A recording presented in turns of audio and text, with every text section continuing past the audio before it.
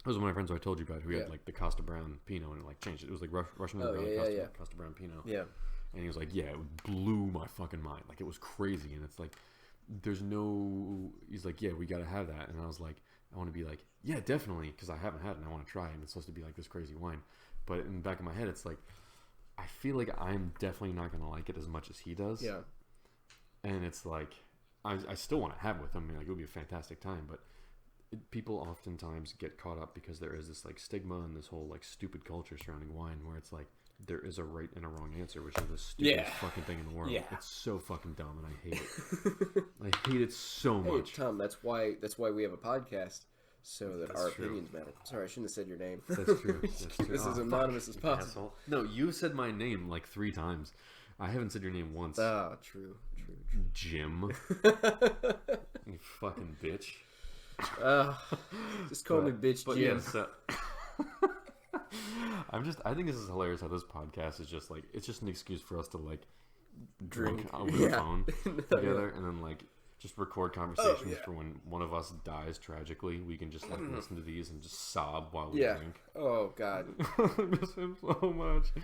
And then you sober up, you like go into the bathroom and like straighten yourself up. Yeah. Then my 7-year-old's knocking at the door, being like, "Can I come in and brush my teeth?" And I'm just like, "Go back to bed.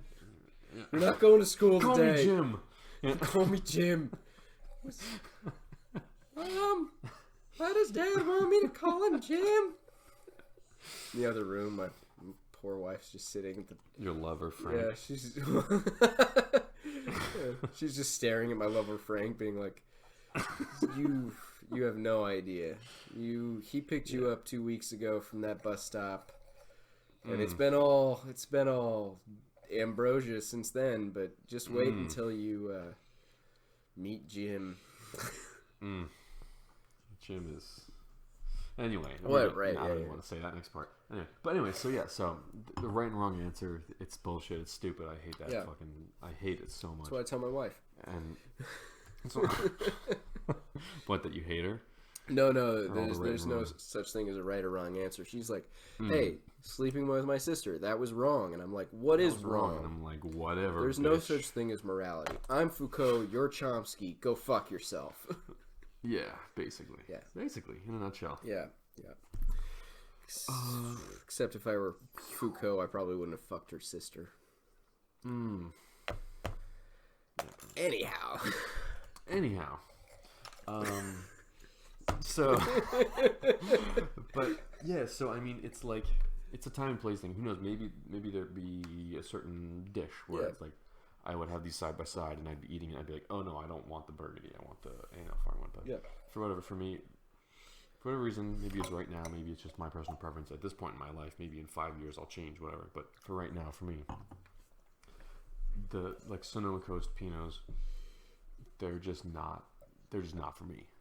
Yeah. And I'll go back and taste the burgundy. Oh, Listen to you slurp, man. It's a good time. Ooh, it's just, oh man, the acid driven through. Yeah. And the tannins on there are there's people who are I assume are gonna hopefully listen to this. I'll send them the link in the. So tannins are the drying sensation whenever you drink wine, that sort of clanging, mouth cleaning sensation. And I'll talk to them whenever they'll be like, I have no idea what the fuck you're talking about. Yeah. Like, all right, fine.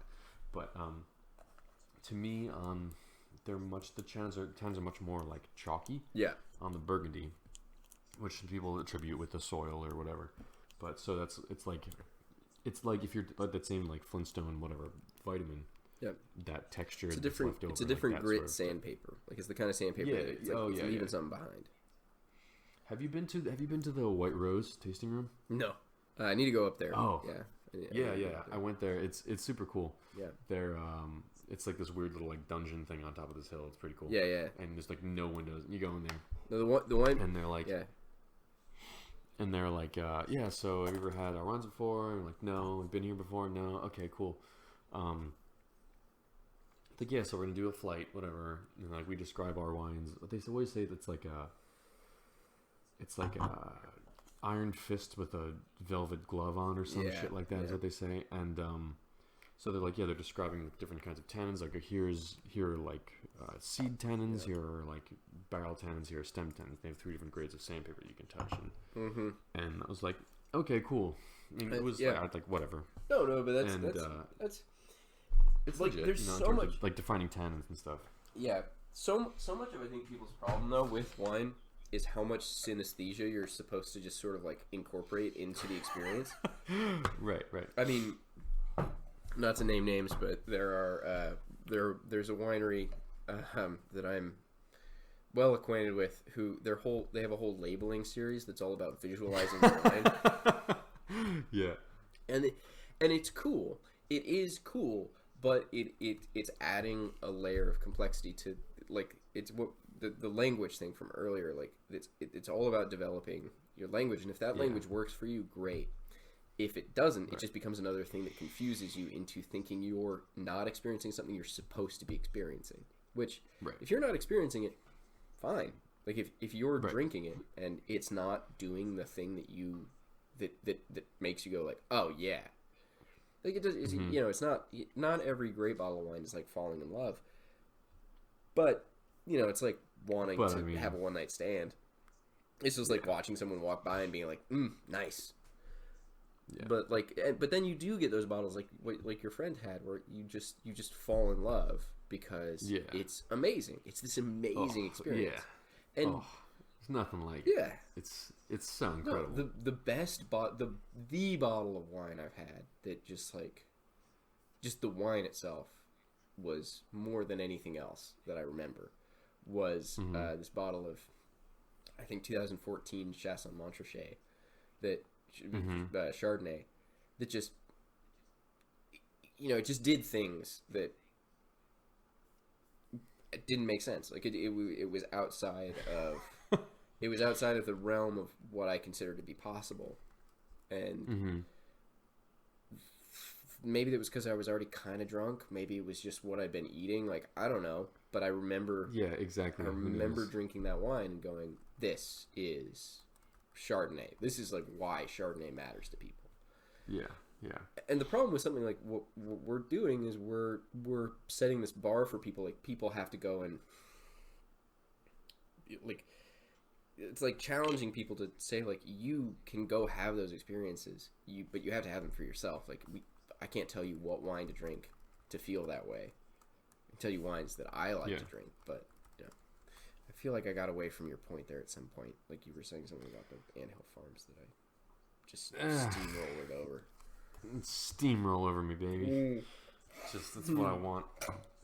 Chugga, chugga, chugga, just chugga, destroy my opinion. Just don't even let me speak. I mean, no. You've had conversations with me, Tom. I have. We've gotten to long conversations where I'm totally content just listening to you rant about how libertarians don't even know what libertarianism is. They're capitalist stooges. 45 minutes. They are. They're extreme capitalists. Anyway, moving on. Tom, you brought him up. Fuck him. No. All right, anyway, all right. So yeah, I was going back to Burgundy and how it's just so. But that's just special what it is to me, and a lot of my favorite wines. Like, I'll tell you about that 1971 like Tomasi Amarone that I had. Yeah. One of the reasons I thought that was so just transcendent is because it was so Burgundian. Like, here's a wine, you have an oil bottle now. You're like, this is fucking huge. This is such a big wine. I'll put this away. I mean, I don't even want to drink. Like, this is off-putting unless I have it with food. And you're like, okay, well, maybe you have a little more knowledge. And you're like, okay, maybe I'll wait 10 years and try it. Like, this is still huge. 20, okay, whatever. And then you, like me, you go up and end up in a random wine shop where they have one bottle that's got a super torn label, and they're like, yeah, I'll give it to you for I don't know, for a ridiculously low price. And you buy it, and like, this is either going to be vinegar or it's going to be life-changing.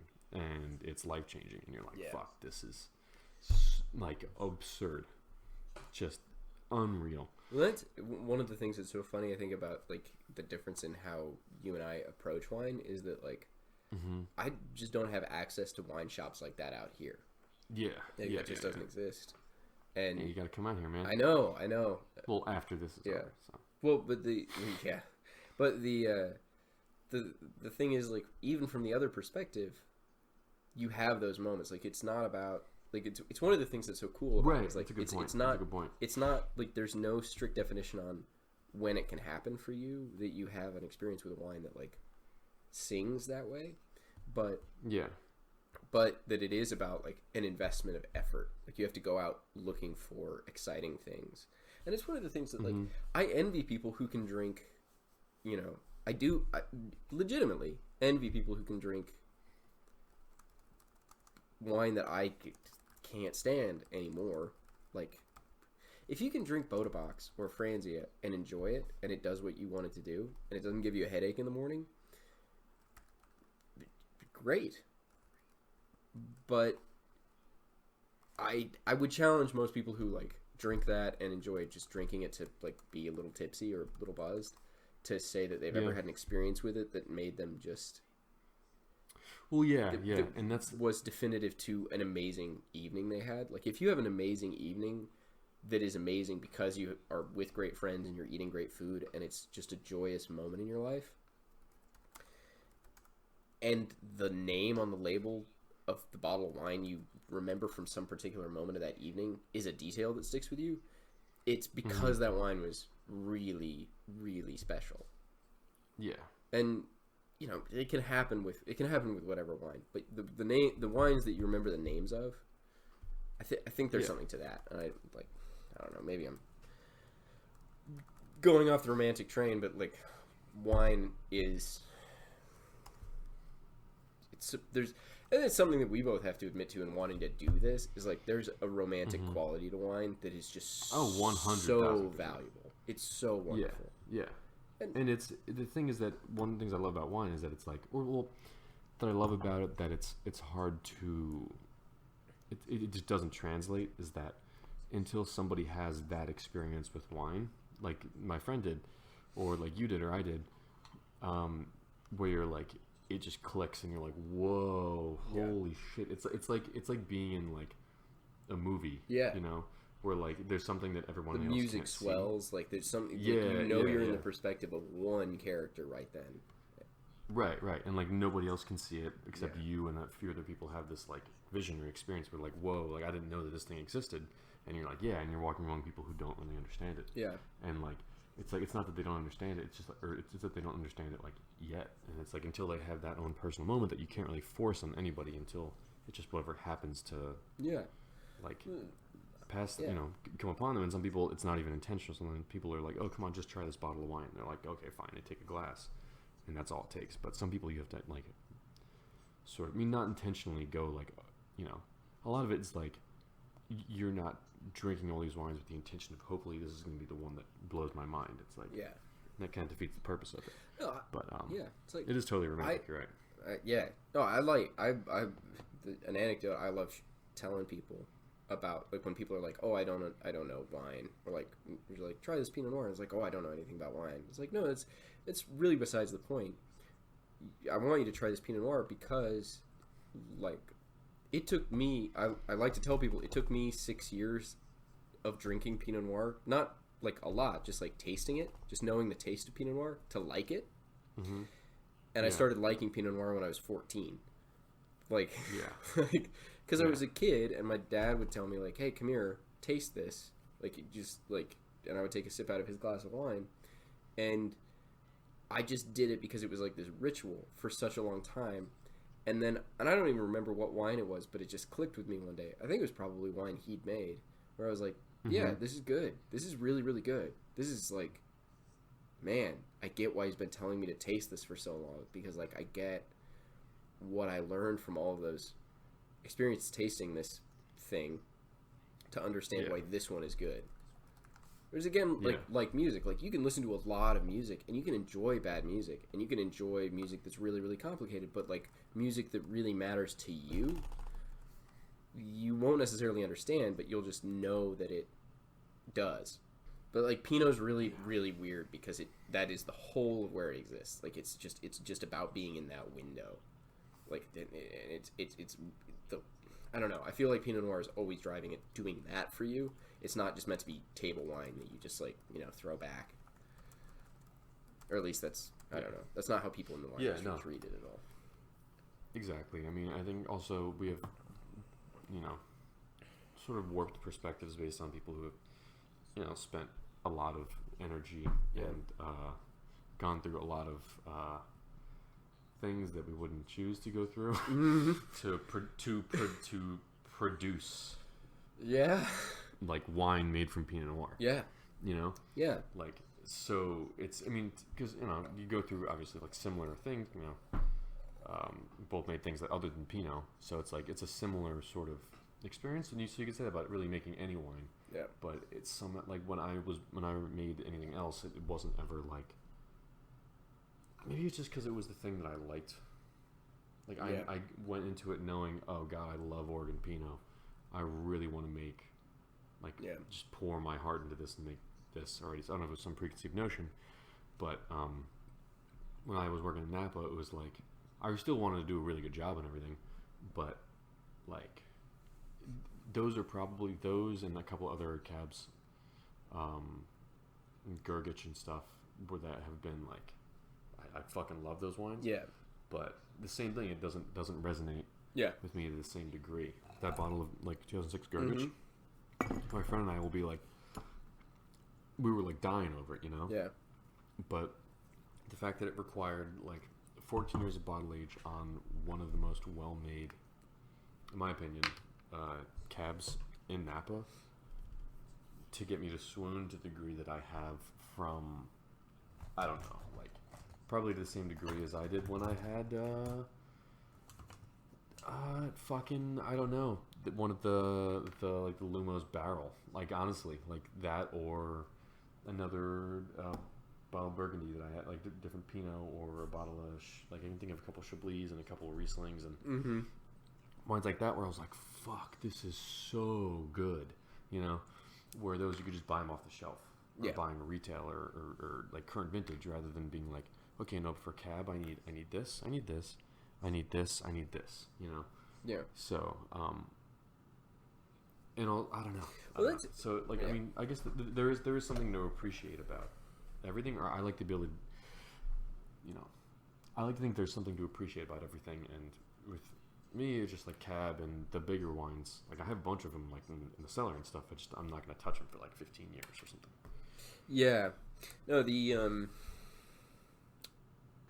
it's something that we should do a whole, like, conversation about, is, like, age and what you can go to a shop and expect to be able to find a buy, and expect to be able to find a buy reasonably, and then what it takes to like to some of these experiences we're talking about.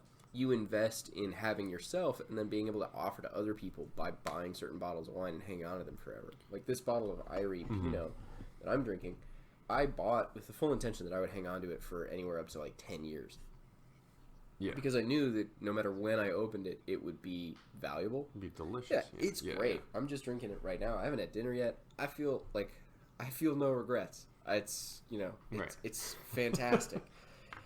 And literally the perfect bottle of wine for me in terms of orienting a conversation around Pinot Noir, because it's just so much a distillation of what, I think of when I think of Pinot Noir, which it's one of the things that's interesting about all of wine too, is like that abstract sense of like when you've had a experience like a bottle of wine that makes you like the Gergich you're talking about, you create all of these like, oh, it's so good, and you do all of these things in your memory to like hold on to that, but then as soon as you do that, you destroy the possibility that like that exact bottle of wine will be quite that way again, because that emotional experience is a separate thing from like the wine itself. Yeah, in a weird way. No, 100%, and that's another thing I was going to bring up before, where it's like that bottle of Amarone. Like, let's say I with my friend, with 2 months ago or something. Yeah. If I just like went over his house, whenever the fuck this is over, and like in 2 months, whatever, and brought another bottle over, we'd be like, oh shit, and we would, number one, have the expectation that it was going to be as good as last time, but also at that last time, like, I brought it over, we were both like, this is going to be amazing, or this is going to be vinegar, and happened to be great, but also, like one of his friends was over, and it was like, I hadn't seen him in a while, and it was a whole fucking evening, and, like, people would come into the wine store and be like, oh yeah, we had this bottle of wine. It was like a cab. It had like red writing on it. No, when my husband proposed to me, we had a bottle of it. And I just want to find it again. Like right now, I just want to let you know, even if we found it, don't drink it. Like it's not going to be as good as when you first had it. Yeah. Just get something else. Because sure, do it, but it's going to be like an enormous letdown probably, and it would have to be so much better the second time. Yeah. Than it actually was the first time, unless you're in the same exact mental state, which you could not have been, to replicate that moment. And what you really want is to replicate that moment. You really don't want to just drink that bottle of wine. Yeah. So it becomes this whole other fucking thing, and it's like, all right, rather than trying to recreate that experience, why don't you try to, don't try to create another experience, but just I don't know. It ends up being like a whole fucking conversation. The rediscovery of something rather than the recreation of it is... Exactly. Yeah, that's an excellent way to put it. That's a theme that, if the... it's a theme in wine that is... it's why wine is so, it's so annoying to talk to people who love wine, because you'll have these moments where they'll be like, oh yeah, I got this bottle of this wine that I love, it's amazing. I had this once and it just changed my perspective. And then they open it for you and you drink it and you're like, wow, this is pretty good. And they're like, oh, no, but it's not right. It's not as good as it was. It will never be. Yeah, no, that's the point. That's literally a bottle stored exactly the same way as the one you had, but however many months or years older than the one you had will be different, because there's this slow development that happens in wine that is untraceable. You cannot track it bottle to bottle, because bottles are stored so differently, and the truth is that bottle wine is an ongoing chemical process, albeit a very slow one, and there are these peaks and valleys of when it'll taste good versus when it won't, that are the nice thing about wine that ages well is those peaks start to last a really, really long time. But that it's so hard to guess, and you can't. And I don't know. It's wine's weird. Wine's weird. It's good. Be glad when it's good. Delicious. Don't worry about it when it's bad. Just try and find another bottle. Yeah, exactly. Just drink something else. Yeah. And just like what you drink. Yeah. Yeah. Drink what you like what you drink. Is, secret type bullshit we're talking about. Drink what you like, but also try shit that you like. Been buying a bunch of wine for my friends recently. One of my friends' dads, and the dad of one of my friends, not my dad. You were telling me about this guy. Although if that's okay, he can do what he wants. Be kind of hot. Hot dad wine. Hot dad number 1, hot dad number 2. Kind of hot dad number 3. Dad number 3, very on the fence about. He might be tepid. He might, yeah. But and so he was kind of like, I picked him out a case, and I was like, all right, and I wrote a little note on it. I was like, all right, here's some things that I know you're gonna like. Here's some things I think you'll like, and things that I'm curious to know whether or not you'll like.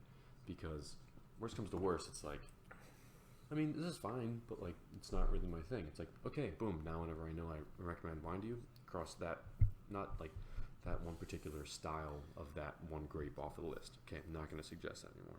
Yeah. About richer Pinot Noir, not into that. Okay, that's off the list. So that sort of thing. And so it's just I don't know. People are people like to be comfortable and like to be in their sort of ways. But if you really want to know, hey, I didn't know I liked Movedra, you wouldn't know unless you tried it. Yeah. So. Yeah. No, it's there's this whole, then you get into the whole scale of how much do I like this kind of wine versus how much do I want to spend on it versus what do I want to drink it versus, what we've been talking about, what meals do I want this wine with versus can I have this wine without a meal? Do I want to drink wine without a meal to go with it? There's so much built into, there's so much of a built-in culture to wine before you drink wine and have your own opinions about wine, that like you know it's like it's like anything that with that much cultural history. It's like the metaphor I want to cultural history. Well, the metaphor I want to go with is like sex, where it's like you're gonna hear a lot more about it before you have it than you're gonna be able to control. So good luck having your first experience with it be something that you're in control of. Yeah. Good point. Yeah. I don't know, and then have as much of it as possible so that you learn what you actually like. Yeah.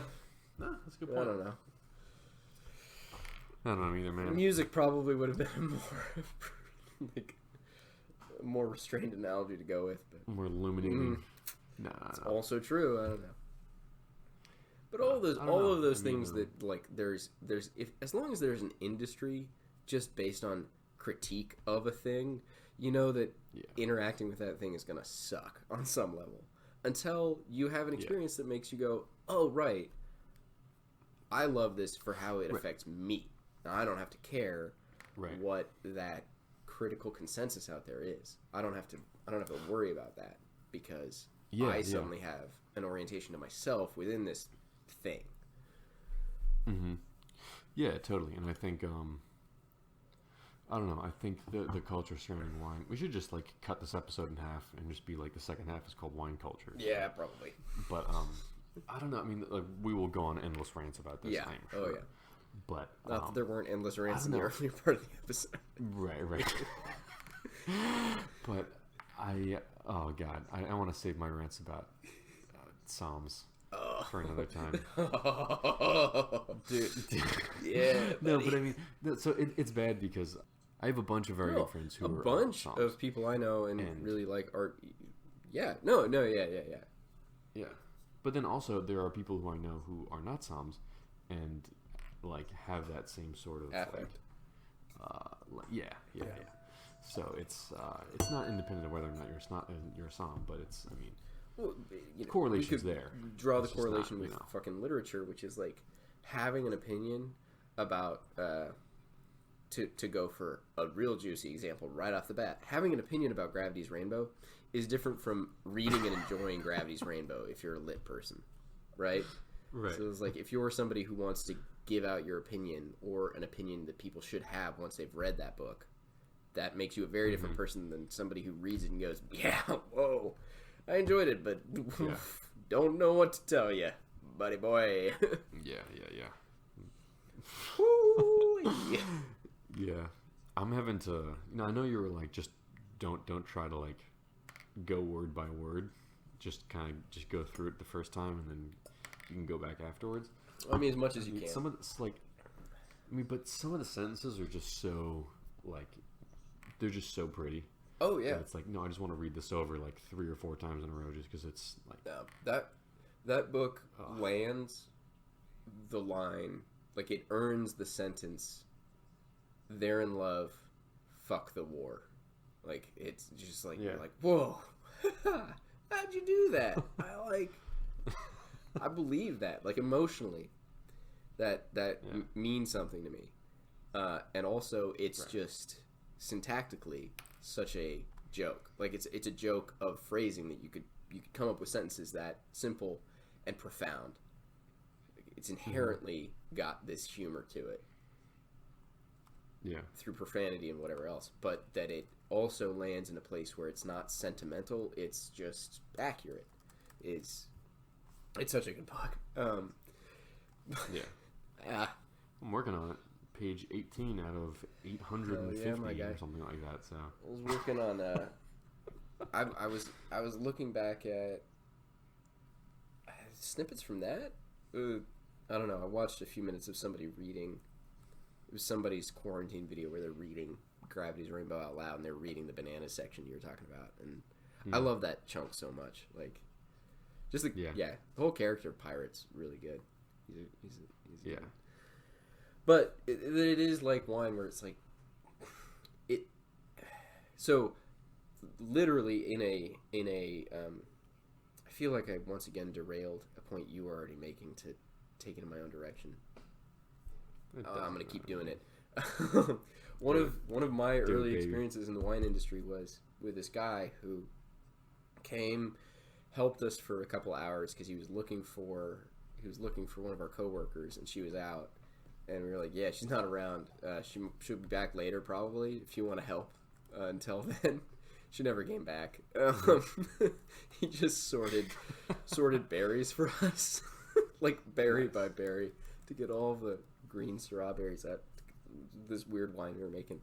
And he like overheard us talking about a couple of wines and a couple other things. I don't remember exactly what happened, but he showed up one night at this party we were all having with a 6-pack of like he brought a couple of Grand Cru Burgundies. He brought he brought like different vintages of the two wines we were talking about, so we could compare them with the ones that we'd had. He was just on a he was trying to impress.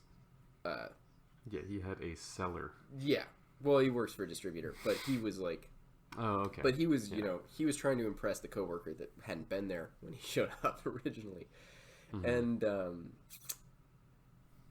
whole thing was very funny. Like, it was just a very like it felt like something from a stage play. Like, this guy we'd been preempted that this guy was going to show up because he'd sent a text to that coworker and she'd read it to us, and it was just so ornate in its construction. It was like a fucking text message, but it was like, the subtext there is, want a bone? Anyhow, this guy shows up. We meet him. He comes to this party with all this wine, and then midway through the evening, more than midway through the evening, like 2/3, 3/4 of the way through the evening, we're sitting there. We're all toasted, like we're all well drunk, and he says, oh yeah, no, I really had an experience with this. After, I was just that was a weird couple years. Like, that wine hit me I just got really into it at this time where my life had been destroyed by this novel that I was reading. It's called Gravity's Rainbow. And unfortunately for this guy, I was part of that conversation. And was just like, oh yeah? And then I was really excited about it. I just was in another room, and I came around the corner just fuck yeah, let's talk about Gravity's Rainbow. And he was like, wait, what?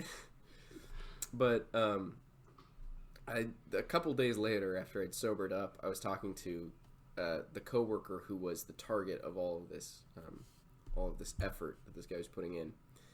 I was talking to her sister, and she was like, oh yeah, how did the rest of that night go? Because she was there and then left before Gravity's Rainbow came up. And I remember saying oh yeah, he later in the evening brought up and wanted to talk about how he'd read Gravity's Rainbow. And if there's one thing about somebody who wants to talk about Gravity's Rainbow, it's that you shouldn't trust them. And I hold that true of myself in this moment, and generally. But the ornamentation of literature with criticism is a funny thing, because a literary object, it is more stable than wine, but also fundamentally probably less true. And that's a very, very over the top statement, but the physical realities that go into a bottle of wine being outside of complete control is a fact. When you're talking to somebody who's the limits are now technology, they're denying the fundamental nature of wine, which is nature itself, which is climate, plants, a growing season, a fermentation process that's based on fungal microorganisms, all of these things that we can generalize about but not control. And the opposite of that is something built entirely out of language, which is using the thing that we experience and describe the world to ourselves through to make something and to try and impact people. And wine, part of how it does that is outside of our control. So the two spheres of criticism are very funny, because they both are they're both reflections upon some relationship to those artistic constraints of what your raw materials are and what you do with them, versus how that makes people feel, and then you as a critic are outside of all of that saying, this is how it's supposed to make you feel. This is what, this is what you should glean from it. Mm-hmm. I'm not going to re-listen to that part of the podcast. You should. You definitely should. Yeah. Nice. Just, listen to myself expound upon. We can also edit it out. I don't give a shit. Like, if people are going to be listening to this, they're going to put up with me talking at you in that way. You put up with it, so that's fair. I do put up with it. Yeah. I appreciate it. But we should do. What? I think we should. Next episode, we just. I say we just buy a couple bottles of Bionic Frog. Oh, yeah, my guy. Yeah. Ooh. So we buy a couple bottles of Bionic Frog and just dump it down the drain. Ba-ba-boom. You're saying you don't want to drink wine with a price tag that is both prohibitive and preposterous? Just offensive. I don't want to get on the bad side of fucking those guys, because like everything I've ever heard about their wines is really cool, and their wine making and their wine growing is really cool. I can't afford any of their wines. I don't have an opinion about any of their wines. I just have an opinion about that fucking label and the price tag associated with it. Right, but I'm telling you, like, if someone was like, you tried this wine and we're like, oh, this is really good, how much is it? And they were like, $350. Would you be like, oh, yeah, no, you can fuck yourself. Like, I was at this tasting, and I was in this tasting in New York, and it was just one of the Italian tastings I went to recently. Yeah. And there was some producer, I can't remember which one. I can't find it. Oh, here we go. Roberto Vorzio, Voerzio, Roberto Vorzio, and I was like, oh, cool. Like I know that his wines are like really expensive, and I was like, okay, cool. Like I'm Voerzio,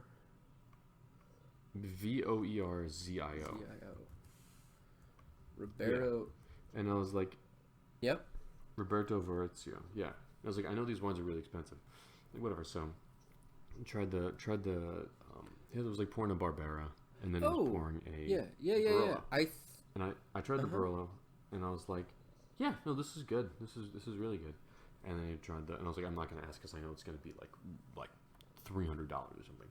And I tried the Barbera. I'm like, yeah, the Barbera is like pretty good, and they was pouring out of like mags. Yeah. And this whole time, like, turning to my friend, I turned to Steve, and I was like, no, this is pretty good. Like, what do you think? Why not? Yeah, it's pretty good. Blah, blah, blah. I was like, how much is it? And then he was just like, number, he was like, $435. I was like, $435 for a mag of Barbera. And he was like, yep. Like, very, like, confidently, like, yeah. And I was like, wow, you can actually go fuck yourself, because that's just murder. Yeah. Like, and we've talked about this, like no wine should cost fucking more than $200. No, yeah. Like, that's ridiculous. Yeah. It's just unfinished vinegar. But yeah. But like, oh so my God. I think I've actually had one of his wines. Oh yeah? Yeah. I'm not doesn't he barrel age it for a really long time? I think so. So I think I've tried one of his Barolos. We had a guy living with us a couple years ago, back in 2017 actually, who he's a SOM in New York City. I should actually try and get you in touch with him probably. He's a good dude. But he just would open these bottles that were like bonkers, which also like led to a couple funny like moments where he was just like opening shit, and he was like, "Oh, we should open this bottle too," because there was a bottle sitting on the counter. It was like, "Oh no, it's a bottle from Laura's birth year. Like we shouldn't open it." It's like Irish Chardonnay. Mm-hmm. Belonged to her, and she wouldn't know at the moment and stuff. And it's like, yeah, it's like you're in a mindset where it's like in terms of what wine you're thinking of opening right now, like makes sense. It's crazy, but it makes sense. But like, not that one. At the moment, he's a good dude, but he's in with Italian wine in a way where like he was just drinking some serious shit. And I think he opened a bottle. I think it was this. It was a while ago, and I forget. I think I might have a picture of it somewhere, but yeah, I mean it's delicious. No, it was really good. I mean,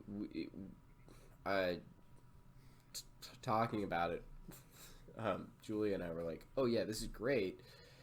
It should have been opened in like another 5 or 10 years." Like it just was. So, oh yeah. Whoa.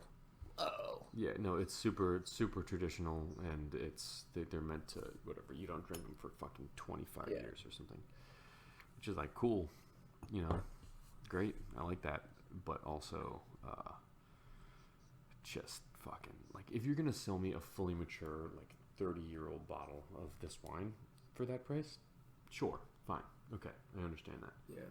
But to sell me like a current release bottle of your wine for like $350 is just fucking, it's murder, dude. It's ridiculous. Oh, it's nuts. Yeah. All right, so the only one that I could see that would make sense to charge that much for, I mean, not like $15,000. That's fucking ridiculous. But to charge like the price that they do is maybe. No, Ikem is a perennial.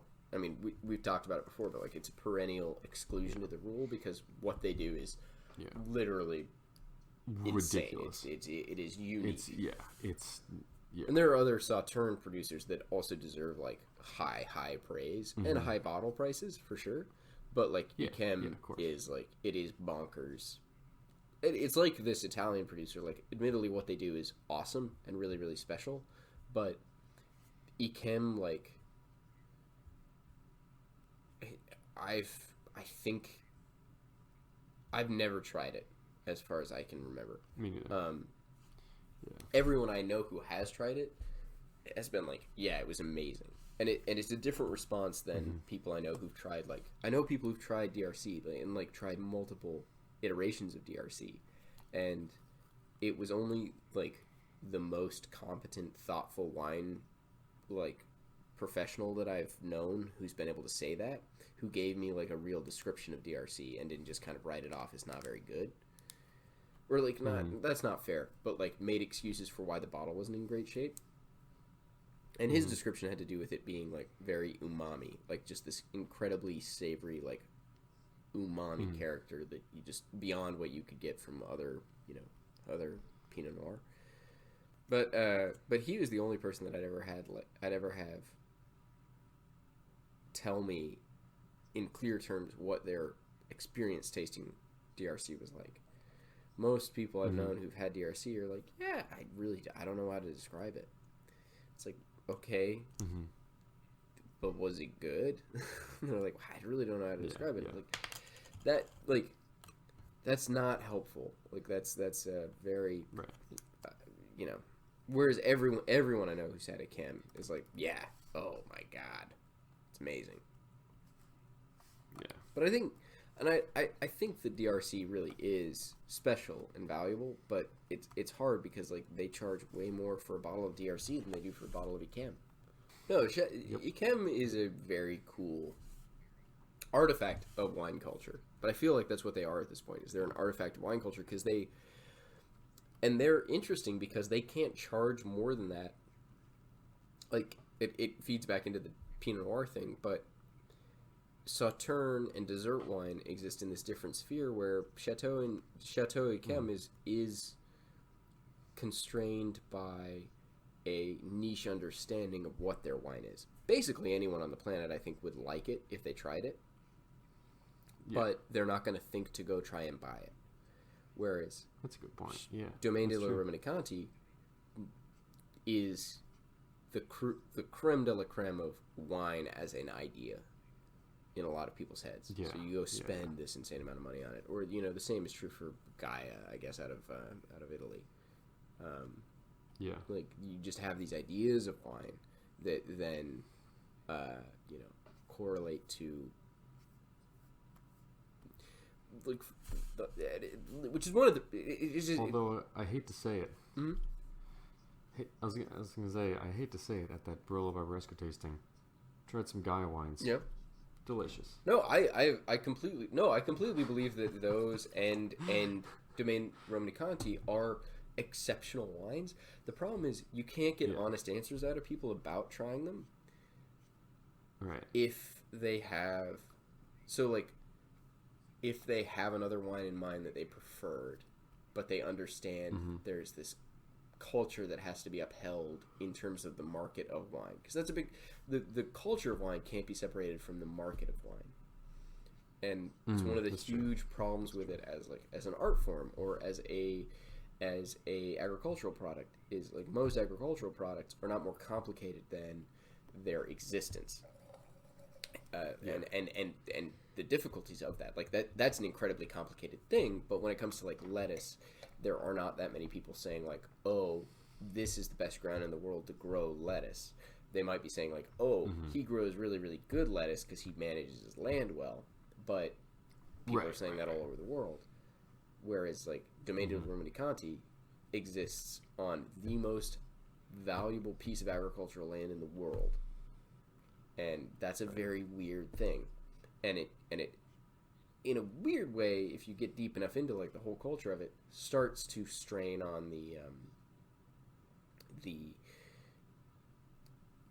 culture of, like, market relations itself, besides the culture of wine, but, like, the idea of a market, or where a market's value comes from, or how a market's sets of value are determined. Yeah, that makes sense. Become this incredibly uncomfortable relationship if you dig deep enough into it. Especially when, in the case of, like, DRC, if you go back enough years, back what you were saying, like, Chateau d'Yquem's price has been pretty, unflappable. It's increased over time, but it not exponentially. Whereas, like, Domaine de Romanée-Conti you could buy it back in 1999. No, maybe not 99, but, like, back in 1995, you could buy bottles of it for a couple $100. Not now it's just absurd. Now you have to be able to, like, you have to be able to throw money away. Yeah, I was listening to, I think it was maybe a Guild Som podcast or something, where they were interviewing, I think maybe it wasn't the winemaker at Chateau d'Yquem, but it was somebody from there. And they were describing it, and then they were talking to him, and he was like, no, yeah, like, you like, today, you literally, you could not create a winery like this. Like, the only reason that this exists is because it was started so long ago, and they started doing things like this, because he's like, because in vintages that aren't perfect, we don't make wine. We just don't do it. He's like, nowhere else can, like, afford to do that, but we can do it. Because we have that much, like, support and structure in our business where we can just afford to do that for a year. Yep. It's like, holy shit, that's wild. That is so in years crazy. where, and it's not even like they'll make the wine, and if the wine isn't good enough, once they've made it, then they don't just dump it out, but they give it to, like, any year that Yquem doesn't get made, go buy Sauternes from that region of France, because they are Yquem. Yquem has gone into them. Right. Like, the rest of the wines are better in the years that Yquem doesn't make them, because their wine is not up to snuff. But that still means it's this exceptional product. That's true. Yeah. Yeah. Oh, dude, I love Sauterne. It's so good. And you can get obnoxiously good deals. Like, I had a bottle of Steve. It was like $15, and it was so fun. No, it's such a weird wine because of its price point existence, and, like, but because it's so stable, like, Yquem lasts so long. Like, bottles go and go and go and go and go and go, and then you open them and they're still interesting. They're still valuable, and it's a very special thing. It's one of those weird things that, you know, it's part of wine culture that's really, really special, is that there are these businesses that, like if you try, like what you were saying, like, the fact that a winery like Yquem can exist in this world is great, because you couldn't start it now. You can't start a business like that now, unless you were Jeff Bezos. Right. And he's not starting businesses like that. He's just trying to figure out. Because he's a bitch. I mean, if Jeff Bezos and Elon Musk was actually cool, he'd be investing in shit like that. He'd be. Oh, that would be. I would actually I would hate to respect him, but I probably would. No, but he's not doing it, so you don't have to worry about it. But like, no, if he were just like, true. oh, hey, Chem is super cool, and I have a functional enough understanding of what it is as a product to understand that I would have to invest like $1 billion in some people that I trusted implicitly to do the work, that would be incredible. Like, you just have to invest $1 billion to get that off the ground, and then you would never make that money back. That's not the point. You can't make that money back. No. But those are the products of aristocracy.